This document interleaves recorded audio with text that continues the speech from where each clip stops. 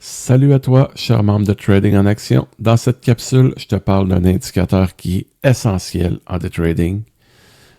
Et si tu veux faire des swings, il est important de l'avoir aussi dans ton graphique de swing, même si souvent c'est un peu moins important puisque en swing, on y va avec des titres de qualité. Mais je préconise quand même le fait de l'avoir dans ton graphique et je te parle du volume. Donc, c'est quoi le volume? Le volume, ça correspond au nombre de titres ou de contrats négociés sur une période donnée. Ça peut être une journée, donc en daily, sur une heure ou comme en day trading, ce que je regarde en une minute.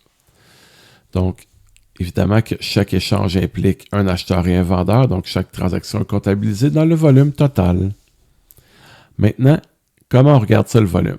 Premièrement, on va aller sur l'indicateur volume ici. OK, on va ouvrir ça ici. On va juste aller chercher volume. Donc, normalement, ici, et voilà, c'est lui qu'on prend. Celui qui a seulement volume. Le petit étoile, on la coche pour que ce soit dans nos favoris. Et il est apparu comme par magie. On va ouvrir les paramètres. Donc, en day trading, volume 20. En swing, on peut le prendre un peu plus long. 50, 60, 65. Ça ressemblerait à ça, je te dirais. Et dans le style, on va aller cocher le petit volume MA, puis on va lui donner la couleur qu'on veut. Volume MA, c'est quoi? C'est la moyenne du volume. Donc, c'est très, très important, ça.